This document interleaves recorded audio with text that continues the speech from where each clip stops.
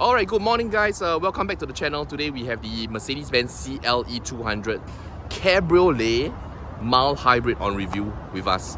And this is actually the very closely related sibling to the CLE Coupe, the hardtop version that we reviewed earlier on in the channel, the red car that some of you might have seen.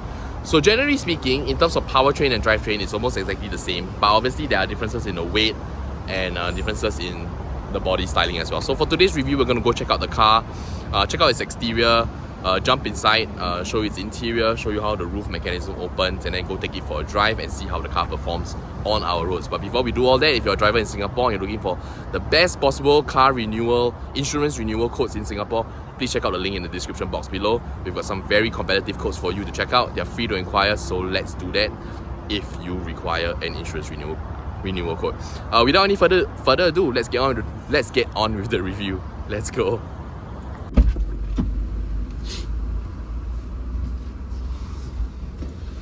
Alright guys, so for today's review, we're going to do things a bit differently. We're going to jump into the car first because I'm going to show you how the soft top opens up.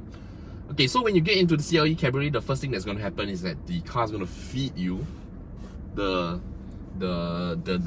seat belt, because obviously the B pillar is going to be a little ways behind from your shoulder, so you're going to have to reach quite far behind to get the seat belt in the event that the car doesn't feed you the seat belt. But you know, in cars like that, they usually create this mechanism, which of course Mercedes-Benz has, that will kind of bring the seat belt forward for you to reach, and it's a lot more convenient in that sense. Now, if you look around the car, generally what you're going to see is a current generation C-Class, and you're not wrong, because generally the architecture and essentially the interior is a C-Class interior. So everything that you see here, you will find on the current generation C-Class sedan as well. One thing that is different though, is that the screen or the MBUX system inside the CLE, much like the SL, has a tiltable function like that. And this is obviously to when you have the top open and the sun hits the screen at a different angle, you will require this to kind of be able to see what's on the screen. Not saying that it isn't a default setting whereby this is the open setting and when the screen is down is the closed setting. It's just for you to toggle in the event that you find that the sun is hitting the screen at a weird angle and you need some better visibility. You can actually just press this button here and the car will actually do its job. Okay, so aside from that, what you generally find is that very sporty interior. Obviously, you know, you got some nice sport seats here in a very bright red. I've turned the driver's display into a sports setting, purely to match the interior, just for aesthetics, to make me feel better. But of course, if you want, you know, you can use a classic setting as well. And if you're one of those people that always get lost and you require navigation, you can always use a navigation setting as well in the car. Aside from that, please tell me your destination. I don't want to tell you my destination. Okay, I'm gonna bring it back to sport. Okay, destinations are only available when route guidance is active. Okay, great. For those who are not familiar with Mercedes-Benz interiors, the drive selector is actually up here. It's a it's like a gear stock, and it's been like this for many years. But if you've never been in a Mercedes-Benz, you might be wondering why there isn't a gear selector down here. The reason is because it's up here. And then you've got this nice carbon fiber-ish feel interior. I don't think it's almost like carbon fiber combined with a houndstooth design. Pretty classy, pretty modern. I kind of like it. And in terms of sound system, you've got a Burmester sound system here. We call this the cheese grater as a speaker. Not too bad a system. I'm not sure whether it's the acoustics of the car or whether it's a different speaker, but I find that this speaker does sound a little bit different from the speakers that you get in the CLE Coupe, the hardtop version, and the sound just sounds a little bit different. But I think that's probably due to the acoustics of the car. Okay, but anyway, the reason that we're doing this segment of the review first before we walk around the car is because I want to show you the car with the top down, and obviously I have to open it from the inside, and I thought I might as well just show you the inside while we are at it. So essentially there are three buttons here. want to bring it down, want to bring it up, and want to bring up a sort of a windshield from the back. So I'm just going to bring the top down now, and then you can see for yourself how long it takes. Generally it takes close to 20 seconds, so maybe we can count it down. So if I press it and hold it, we can start counting down. But before we do that, before I forget, I want to say something about this as well. So I really like the fact that this is a physical pull button. Okay, it's not a touchscreen button, it's a physical pull button. And the reason why this is awesome is because when you are driving at lower speeds, or when you are at a traffic light, you don't necessarily want to be staring at your finger on the button just to keep the finger on the button. You want to be able to look around your surroundings, or even, you know, operate the vehicle at a low speed while you are bringing the top up or down. And that means that having a physical button is so much easier. Do you guys remember, for those of you in my generation and you used to use like Nokia 3310s in school, or 8250s, basically any phone with a physical button, right? We used to be able to text while keeping the phone under the table in school, and that was because we had physical buttons. Can you imagine doing that with an iPhone to like today? You wouldn't be able to text with a haptic feedback or a touchscreen under the table. So this is one of those things that I've always wondered, you know, how kids today kind of text in school or message during class. For us, we had the ability to type without having to look. So a lot like this, you'll be able to bring the top down and up without having to look at the button. So here goes, right? 1, 2, 3, 4, 5, 6, 7, 8, 9, 10, 11, 12, 13, 14, 15, 16, 17, 18, 19, 19 seconds. So 19 seconds to bring the top completely down. Alright, so with that, let's continue the review from the outside of the car, and I'll show you the exterior and then show you the rear seats as well. Let's go.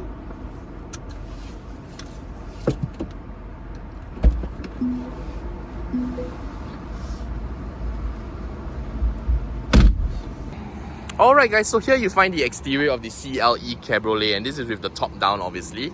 And generally speaking, it's probably one of the classiest cabriolets that you'll find on the market. So a lot of the cabriolets that you find, obviously they are very sporty, or maybe you don't call them cabriolets, we call them convertibles, whichever way you want to call it. But generally they are a lot more sporty, and they feel like a pure two-door kind of configuration. But what you need to realize is that this is actually a proper four-seater in a cabriolet format. So what you find is that the car feels a lot bigger, it's a lot longer, and it really has a kind of presence, doesn't it? Look at that. It's got a nice, long, cruisy presence to the car. So generally speaking, I think this is a... I mean, with the top up, I wouldn't say it's the best looking car in the market, but with the top down, I think it's got some real vibes going on, and it's really quite a sight to behold on the road, because there is a certain size factor to this car. It's not a tiny ass thing. It's actually quite large. It's like a proper sedan size. And then you find it with the top down, and then you have these Burmester speakers, sound systems right here. It looks super premium. And then if you take a peek in the middle section, actually you'll find that you actually have quite a decent amount of space for the rear passengers. And you can probably sit like a full-size adult at the back, you know, as long as they're not like humongously tall. I think anyone around 165 centimeters should be able to fit quite nicely inside here. But you get what I mean, right? There's got this like real like presence to the car as well. Over at the rear, you've got the standard CLE headlights, which we always wonder why the middle piece doesn't really light up. I'm going to show you the boot as well. So with the top down, there's an additional piece here that kind of moves down to kind of accommodate the roof mechanism. And then this is the boot that you're left with. So you have a, you know, obviously this is going to be a smaller boot than usual, but it is actually fairly deep. So you can slot something that is a little bit flatter. But I think golf bags might be a bit of a challenge when it comes to this car. So for those of you who are golfing, just maybe take note not to bring the top down so much. 19-inch wheels as standard. And these are actually pretty comfortable. Very, very comfortable. And one thing you'll notice is that, or maybe you haven't noticed, but this car actually has power domes as well. So power domes refer to these lines at the top of the bonnet. They give you a really, really nice, from the inside when you're driving, personally, it's got a very nice feel to it, because it feels like the bonnet is really haunchy, and like you've got a lot of like, it just feels really strong and really really brutish, right? Which I kind of like as well. Okay, I think enough about the exterior. I think you've seen enough of the car. Let's go jump back inside the car. I'm gonna close the top up, and then we're gonna go take the car for a drive, and then I'll tell you what I think about the CLE Cabriolet. Let's go.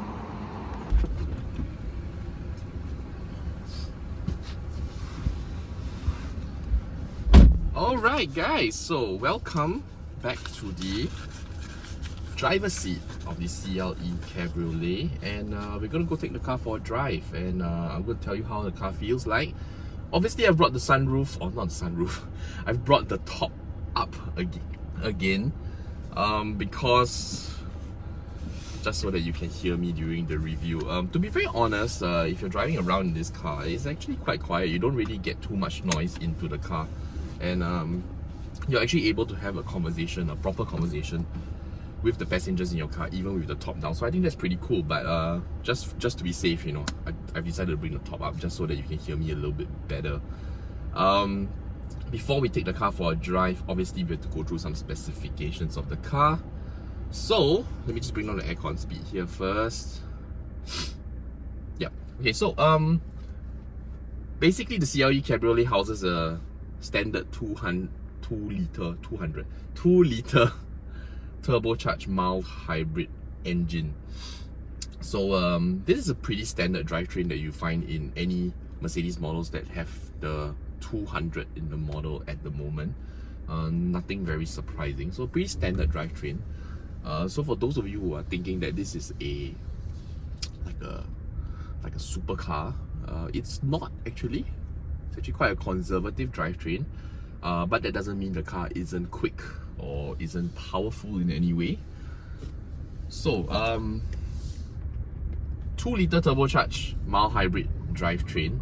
This is mated to a 9-speed automatic transmission, so the standard 9G tronic transmission, and this is good for slightly over 200 brake horsepower, 300 Newton meters of torque, and this car will go from 0 to 100 in about 7.9 seconds. So generally speaking, if you compare this to 2 liter models in the market, I would say that this has a very decent amount of power, and not just amount of power in terms of horsepower, but torque figures are actually very, very healthy for a 2 liter car. So definitely if you step on it, you will definitely just people just walking on the road without looking, with the headphones plugged in. But anyway, yeah, so generally speaking, this is not a sluggish car by any means. It is quite heavy, 1.9 tons, almost 2 tons, probably just because of the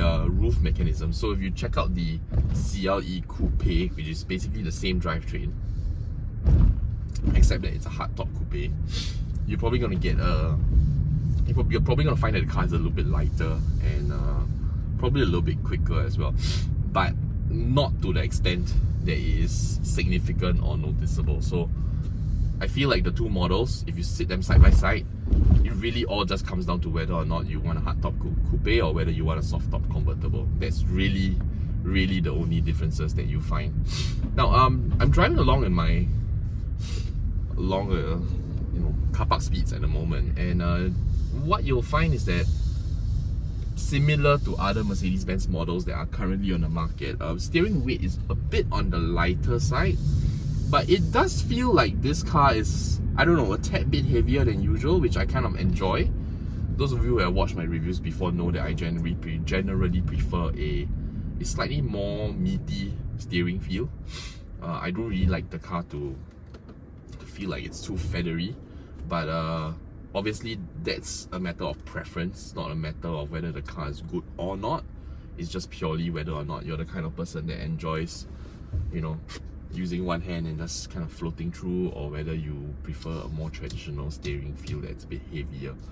I've been driving this car for about 2 days now, and one of the things that I kind of noticed is that it is really quite economical.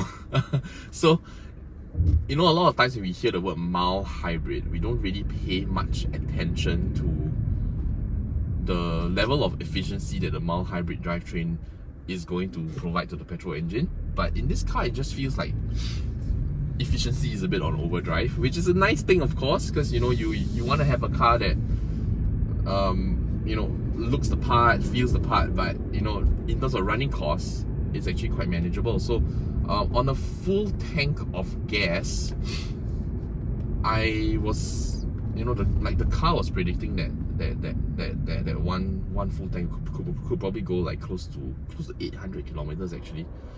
So when I took the car, it said like 790 something, and I've driven the car for probably in the vicinity of 150 kilometers or so, and right now it still says 747 kilometers. So it's either I'm driving in a really conservative manner, which I assure you I'm not, or the car is very efficient, which I suspect that it is. So one of the reasons that we are not really quoting you official numbers from the spec sheet as well is because those numbers can be quite, or can have quite a wide variance depending on your driving style and depending on the testing method of the efficiency. So usually what I like to do is that I like to kind of just drive the car for a bit, you know, drive it over a weekend or so, and then tell you what sort of, I'll give you an idea of what sort of mileage the car could clock on a single tank of gas. So I think in terms of efficiency, this car definitely performs in a way that's a little bit better than usual, or better than your average 2-liter car. And the only reason I can think of why it's doing so is purely because it's probably got a little bit more robust mild hybrid system as well. Because if you look at the fact that this car is a little bit on the heavier side, you look at the fact that the car is that I haven't exactly driven it in I haven't babied the car in any way whatsoever.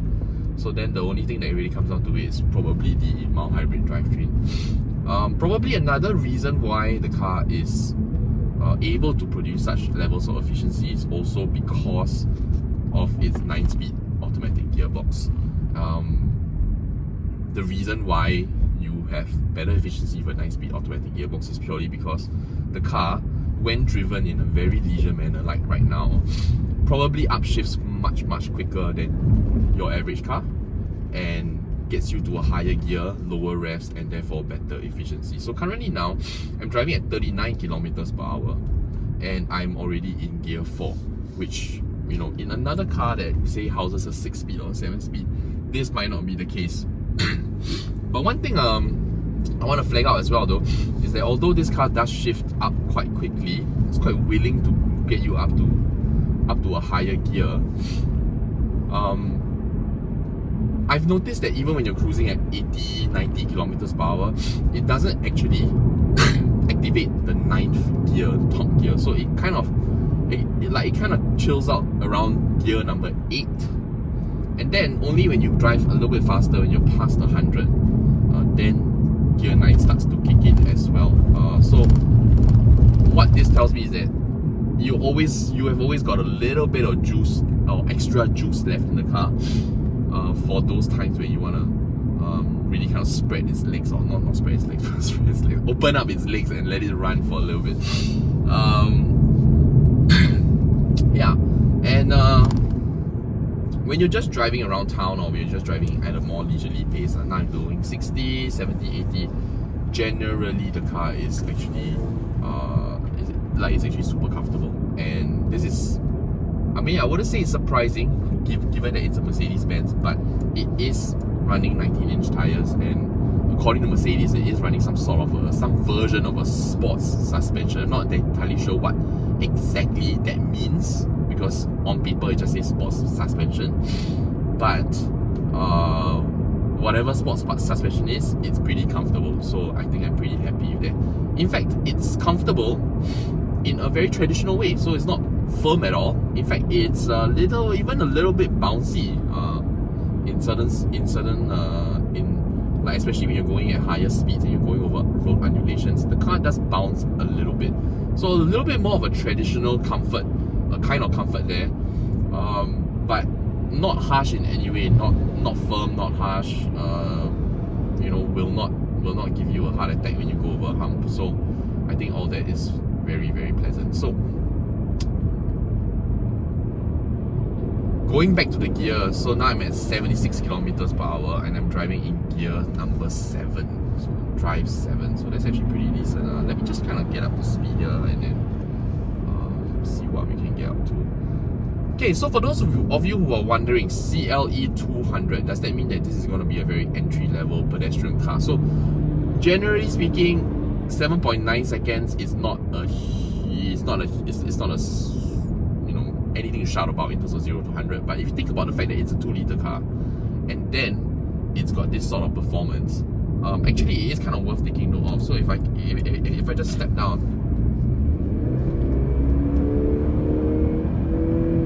it actually makes a pretty nice sound, and it actually really goes. So nothing that's gonna throw you back in your seat, of course, but definitely more than enough power for anybody looking for a lifestyle vehicle, something that you can cruise along in, as opposed to something of a all-out performance car. So it's really it's kind of a good alternative in a sense. You don't have to go all the way to any of the AMG models or any of or something like a C63 or even the AMG models of the CLE. So if you're talking about cruising around town in style, having a very comfortable sports tourer that kind of performs well on the highways, long distance driving, actually this car does a really, really good job. And now I'm driving along at about 80-ish kilometers per hour, and you can hear that there's actually not too much noise coming into the cabin as well. With all cabriolets, no matter what brand or which automaker, you will always get some noise coming in from the C pillar. It's just sort of like the point where the noise always seems to come in. So when cars are coming up behind me, I can actually hear them from some distance away. But it's also true that not all cabriolets are built the same. So some cabriolets, you will just get a lot of external noise coming in the car at any speed or under any condition. But in the CLE Cab, I would say that cruising speed or cruising noise is almost non-existent. So you don't get any noise from going faster, so to speak. The C-pillar noise is kind of a constant, but you don't get additional noise from any wind buffeting or any sort of wind resistance. So I think that's a really, really pleasant thing. And it does kind of show or highlight the build quality of the Mercedes-Benz as a whole. So quite a lot to be said about this car. Obviously, I think for anybody shopping for a lifestyle vehicle, a Mercedes-Benz, or if you're looking at the CLE 200 hardtop coupe versus the soft-top convertible, you're shopping in this region, you don't know what to choose. I think it really all comes down to how you perceive you're going to use the car. I think that the convertible is a really, really nice lifestyle tool because it just feels so nice, right? So on the weekend, I was just driving with my wife and my kid with the top down, and we're just going to go get dinner, and just a short 15-minute journey. We got so many people waving to my daughter, so many people waving at us. It's I don't know what is it about soft top convertibles or driving a car with top down, but to many people there is still a very, very strong appeal to this kind of cars. But from a day-to-day standpoint, if I consider how much I might potentially use the car with the top down, especially in Singapore's weather, right? It's either usually really hot and humid, or it's rainy and humid. So the chances or the instances where I might bring the top down, I don't think it's that much. So in my situation, I will probably go for the CLE Coupe, the hardtop coupe, just because I think it's a better looking car when the top is up, or rather when, you know, compared to when the Cabriolet's top is up. I think the coupe is a better looking car with the hardtop, and also judging from the amount of times that I think I'm going to use the car with the top down. But hey, if you are the sort of person that's going to use the car with the top down plenty, then, you know, then I think it's a no-brainer for you. So it's nice that Mercedes-Benz have provided the option of having this hardtop coupe and the Cabriolet all at the same time. And I think it just really boils down to whether or not you prefer driving with the top up or the top down. In terms of the drive and the drivetrain and the engine performance of the car, I would say the two cars are actually really similar, so nothing much to choose between there. Even with the additional weight from the roof mechanism, I don't feel like the weight is really compromised in any way. So that's that. Now, if you have any questions about the CLE Cabriolet that I happen to have missed out, please put your questions in the comment section below. I'll be more than happy to answer them. And before you go, if you're a driver in Singapore, you're looking to renew your car insurance for the best price possible, or if you're looking to sell your car for the best price possible, be sure to check out the links in the description box below, because we've got some of the most competitive car quotes and insurance renewal quotes for you to discover, and it's completely free to inquire. So even if you've gotten a quote from somewhere else, don't feel shy, hit us up, we'll give you a quote, and then you can compare for yourself and see whether it is actually better or not. If you have found this review useful, or if you have enjoyed it in any way, please consider giving this video a like, subscribing to the channel as well, because we've got some very exciting reviews coming up every single week. New cars every single week for you to check out. So it'll be wonderful if you joined us for all of them. So please subscribe to the channel, share with your friends, and if not, as usual, please take care of yourself, stay safe, and we will see you next time. Bye bye.